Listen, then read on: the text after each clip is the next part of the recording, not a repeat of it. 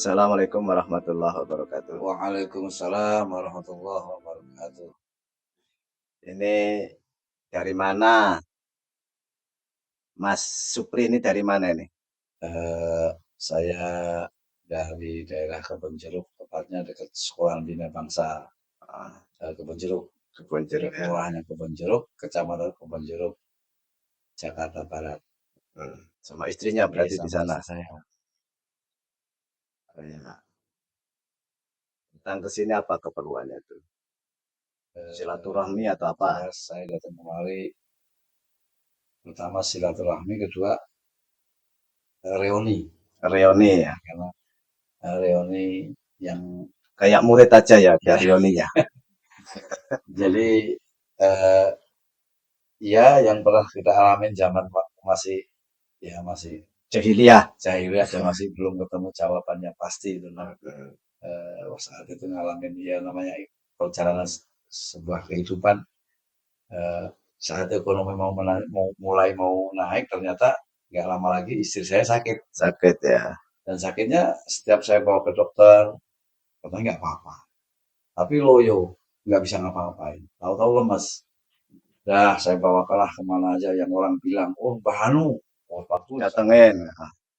oh Mbah Hono, katanya Datengin. mantap, saya datengin. Hmm. Wah harus makan ini makan itu, saya coba. Wah pokoknya model yang aneh-aneh saya coba.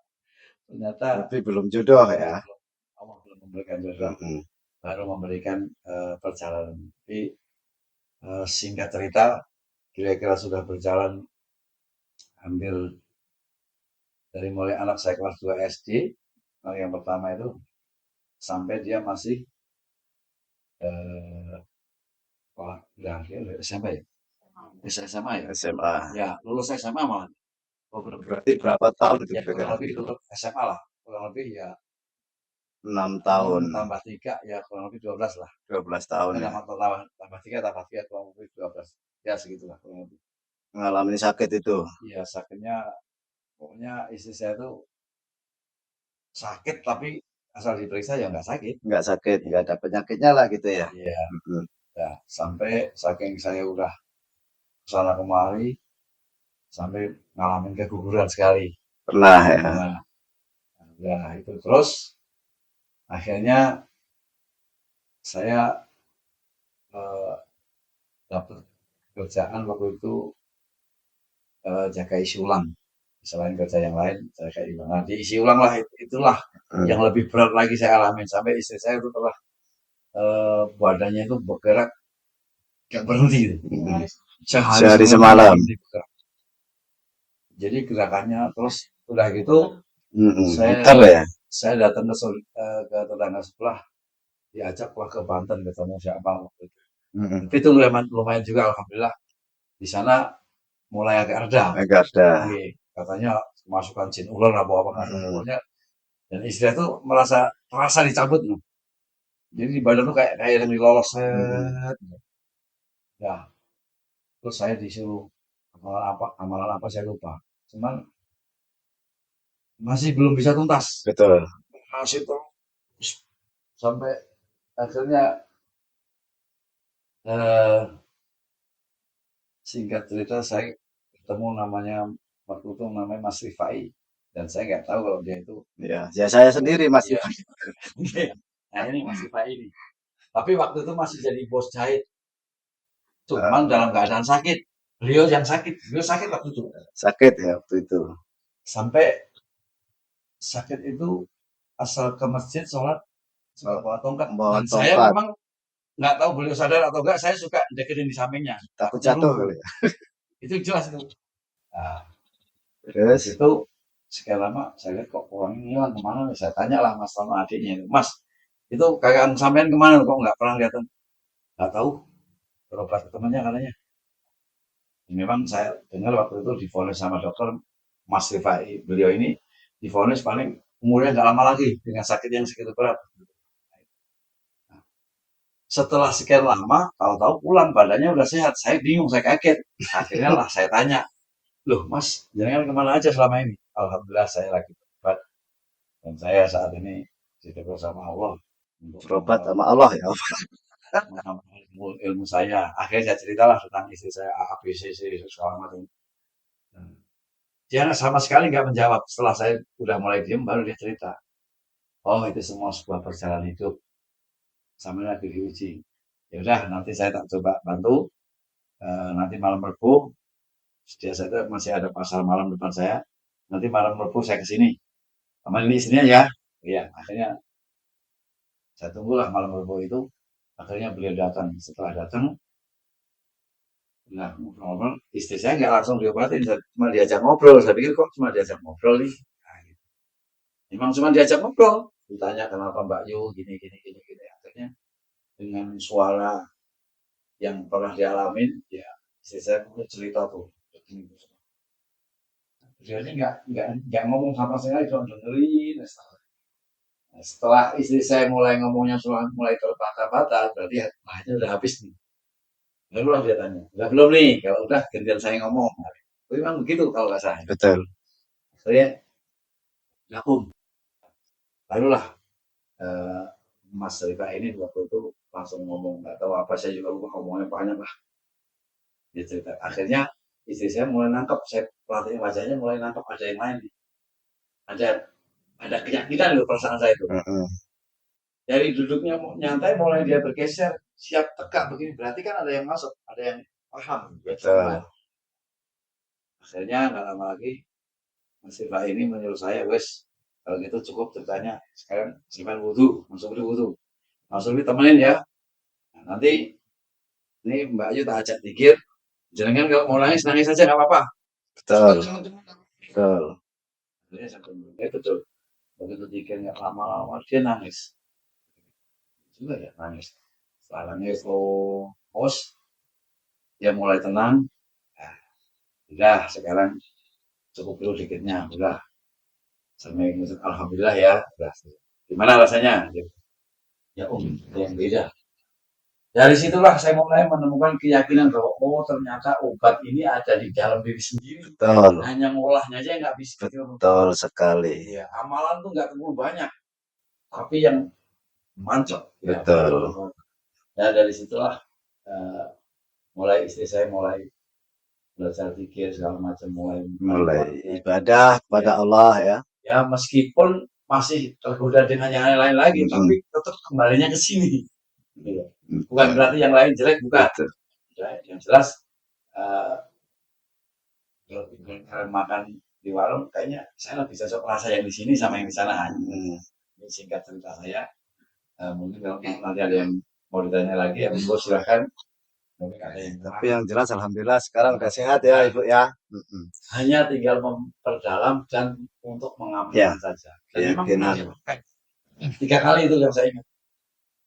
Pertama anak rewel sebelah saya, nangis gak cium-cium. Udah dibawa ke Mbah Solo, Mbah sini. Akhirnya apa? Sama dia, kenapa dong? Orang Makassar. Sampai dia pindah. Nah, yang kedua, setelah saya yang kiri dulu, yang kanan sekarang yang kiri. Mas saya dulu yang apa itu? Kenapa itu? Juga itu enggak berhenti, udah dipegang betonnya, udah pegang dari setelah. Mas dia, kenapa dulu dipegang? Diam. Akhirnya, ternyata kasih sayang, bikin diam. Akhirnya begitu dibikin air, dia baru megang air udah begini. Bentar. Baru megang air begini. Dia tenang, bos. Minum ya, alhamdulillah. Sampai dia pulang kampung nggak nangis-nangis lagi. Berarti sekarang ke mbahnya udah enggak ya? Enggak. Yang ketiga ini yang lebih serem lagi. Apa itu? Saya lagi di masjid habis sholat maghrib bersama kawan-kawan yang lain, beberapa orang itu termasuk ada ustadznya itu. Saya sebutin orangnya. Tiba-tiba ada ibu-ibu lari-lari ke masjid. Nah, sementara kalau saya lagi nyatetin orang mau ikut pengajian kemana saya lupa. Dia bilang, Pak Ustadz, Assalamualaikum. Pak Ustadz, saya minta tolong dong, Bu. Di rumah saya ada tamu saya kesurupan. Saya lagi nyatet pengajian nih. Mari hilangin aja ya. Nah, saya kan namanya saya pernah ngalamin, saya merasa kesel ya. Wah, ini orang kurang ajar. Kalau emang nggak bisa, datengin aja kayak ya kan, bikin orang itu tenang gitu loh. Mana ini? Terus saya kesel, udah Bu, siapa yang sakit? Perempuan lagi? Perempuan Pak? Ya, saya panggil istri saya ya. Memang Sama saya bilang, emang bojomu iso? Orang, lah orang juga saya bisa Gusti Allah. Betul. Kayak gitu. Yang bisa hanya Gusti Allah boleh istri saya. Tapi saya akan bawa istri saya. Akan bawa. Waktu itu istri saya tuh lagi keadaan menstruasi padahal. Begitu saya ngomong, Mak, ayo kita taruh malam ini orang kesurupan. Dia langsung gemeter. Langsung begini. Cuman sembrono. Saya nggak siap. Udah mati urip. Didengar Gusti Allah. Nggak usah takut. Ini masa sombong saya. Jalan tuh. Akhirnya ke sono. Bener. Begitu masuk rumah, Assalamualaikum, orang udah melotot duluan. Yang waktu itu telepon kali ya, bukan? Iya. Langsung itu. Kamu sini. Orangnya cantik Indo. Orang Tasik turunan. Terus? Terus dipegangin. Wah, dipegangin. Awas dia. Gua bunuh nih yang anak ini. Segala macam. Dia dikirnya apa nggak tahu saya. Dia dikir terus. Dulu dikir. Pokoknya cuma dikir aja ngapa-ngapain. Pokoknya saya habis ambil itu pikir lagi. Zikir aja lah, mohon sama Allah gitu ya. Terus Masih air itu udah tutup. saya sempat ngeper juga ini nanti kepencet. Tapi akhirnya gimana itu? Saya sempat keper juga. Akhirnya saya bawa tolong saya telepon nih Mas Rita. Oh itu menurut Mas ini gimana? Apa begini? Oh ya udah tenang aja nggak usah takut. Kecil itu. Pokoknya Maksudnya Allah Maha Besar. ya jangan dikasih. Kalau ngomel jangan diajarin pokok dikir terus aja ya. Oh ya. Dikir terus. Terus sampai pekanan datang. Karena akhirnya keluar. Ya kan. Terus akhirnya dia baru ingat pintunya buka pintu kan. Begitu. Terus akhirnya udah mau tahu dia bilang langsung. Ini jangan ada sakitnya apa dipegang nih. Saya bilang jangan pegang, jangan bersih dulu, tangan nipu nih. Saya udah berhenti kecil. Terus dia mulai. Ini bapak siapa nih? Ibu siapa? Waktu itu. Pas tapi siap-siap ya. Terus diapain tangan saya? Sadar. Udah sadar ini kan.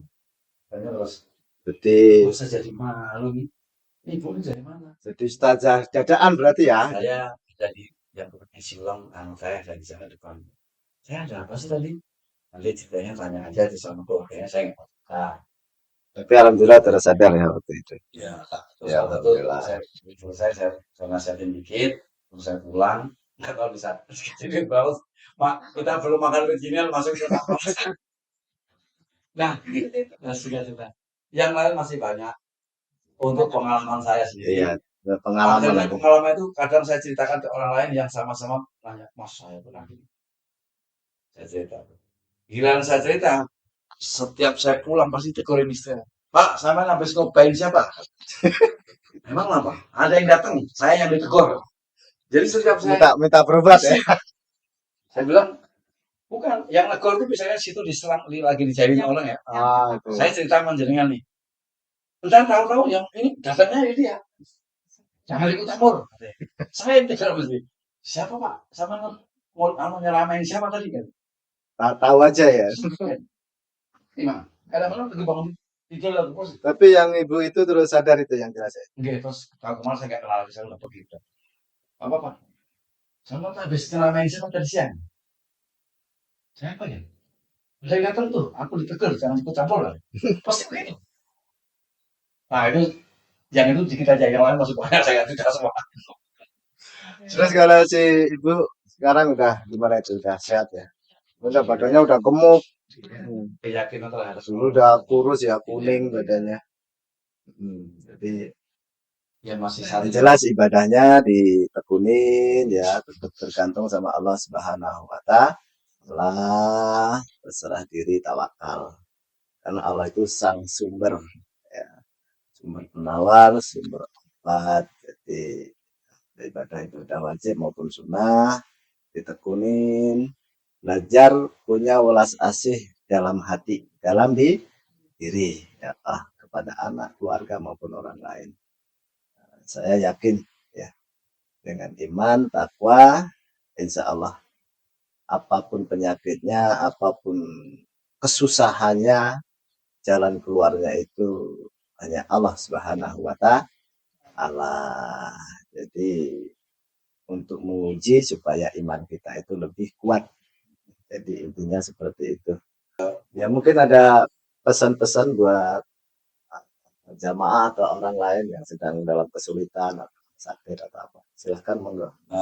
Baik, jadi pesan saya termasuk kesimpulan yaitu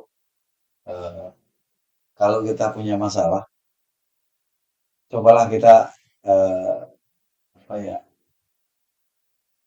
kalau mau coba jalanin seperti yang apa saya jalanin. Ya.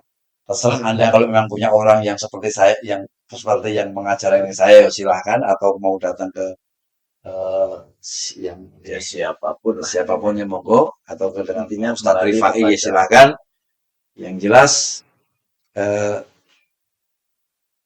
kekuatan Allah sebenarnya ada di dalam diri kita, hanya kita yang belum pernah menggali. Kalau kita sudah menggali, insya Allah udah nggak ada yang namanya orang sakti, nggak ada orang yang pokoknya yang sakti Allah hanya Maha Allah. Sakti. Udah Maha Sakti, ya gitu aja. Jadi berhentilah untuk mendewakan selain Allah, Betul. mentuhankan selain Allah. Wah, jago, nggak ada yang lebih jago kecuali hanya Allah. Allah Hanya kita belum ketemu seperti apa sih cara untuk kita mendekatkan diri kepada Allah secara yang lebih benar. Bukan semua benar, tapi yang lebih benar dan lebih mantap. Nah, itu aja untuk pesan bagi siapapun yang mendengarkan siaran ini, baik dari jamaah Janatul Quran. Janatul Quran atau yang lain. Silakan. Ini adalah sedikit cerita pengalaman dari kehidupan saya semenjak saya masih punya anak 2 sampai saat ini sudah anak yang suka ke paranormal. Saya sudah namanya ke Mbah ini, Mbah Sono, Mbah Anu yang katanya hebat, ternyata tidak ada yang lebih hebat daripada kita meminta langsung kepada Allah dengan bimbingan orang yang tepat. Ya alhamdulillah. Terima kasih sudah bersilaturahmi ke sini. Dan tetap sehat. Allah yang menyembuhkan. Allah yang menyembuhkan. Sekian, terima kasih. Mudah-mudahan bermanfaat. Saya mohon maaf atas segala kekurangan saya. Baik mungkin ucapan saya yang terlalu cepat atau memang kurang enak didengar. Ya mau itulah kekurangan saya dan kelebihan yang diberikan dari Allah yang bisa keluar dari mulut saya. Terima kasih. Assalamualaikum warahmatullahi wabarakatuh. Waalaikumsalam warahmatullahi wabarakatuh.